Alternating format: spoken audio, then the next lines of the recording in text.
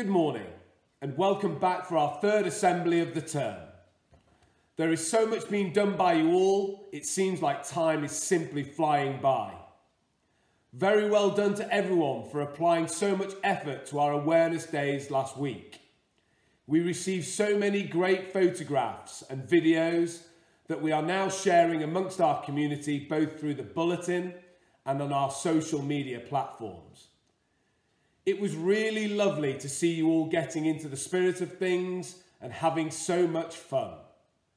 Keep sending images and clips to us and we will continue to use them to show what you are all up to. My assembly this week revolves around the month of May. I'm going to begin by giving you some fun facts about May. It is the third and last month of the season of spring. The birthstone of May, the emerald, symbolises success and love. May in the northern hemisphere is similar to November in the southern hemisphere. The month of May is devoted to the Virgin Mary in the Catholic Church. The United Kingdom celebrates May as the National Smile Month. Smile, everyone. The last week of May is Library and Information Week. This month is also May Day Bank Holiday, and this year that is linked with VE Day. The bank holiday has moved to Friday the 8th of May so that the whole country can coincide May Day Bank Holiday with the 75th anniversary of Victory in Europe Day, more commonly known as VE Day.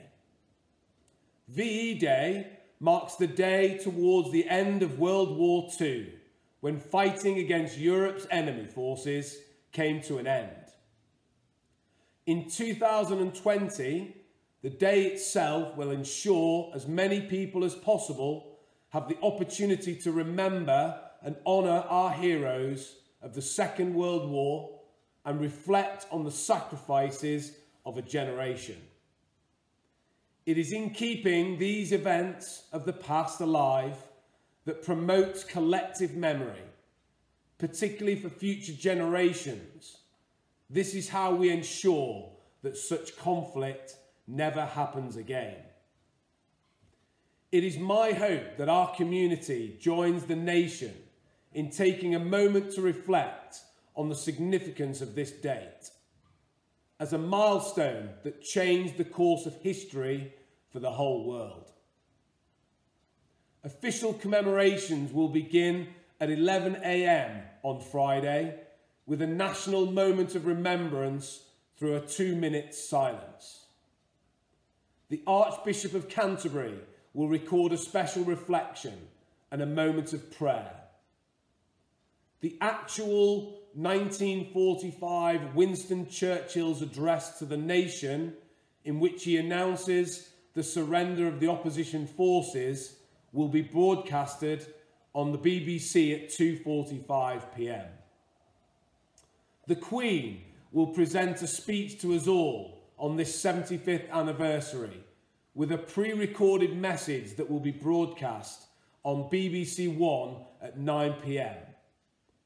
The same hour as her father, King George VI, made his radio address marking victory in Europe after what he called nearly 6 years of suffering and peril.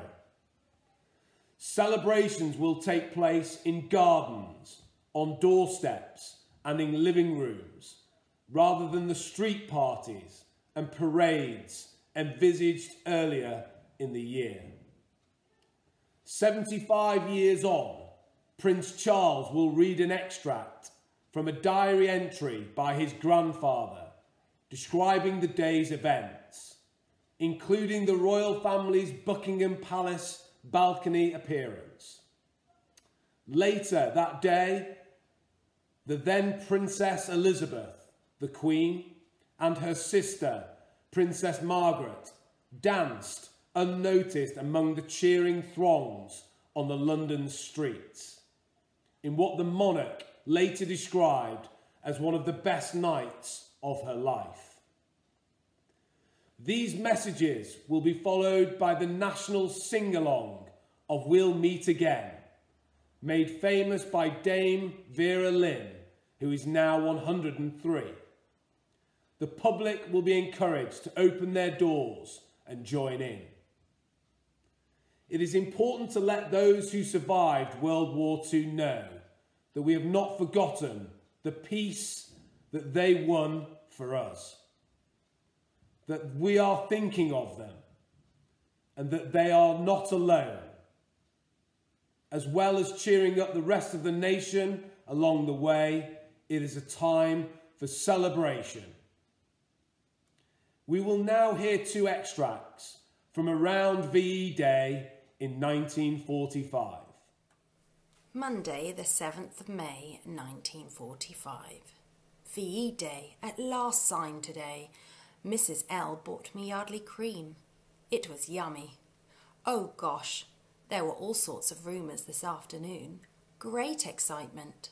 3 o'clock news quoted Europe's enemy forces as announcing signing of an unconditional surrender. Allied HQ confirmed this. Echo says war in Europe is over. Got home in a great flap and discovered that it's not VE Day until Churchill announces it. Like a slap in the face, that. Sick with disappointment. Went to the park with Podge. Got home and heard newsflash. Tomorrow is VE Day. Churchill will speak at 3 o'clock and the King at 9. General holiday for 2 days. The bonfire and singing tonight was something we've waited 6 years to see. Tuesday, the 8th of May, 1945.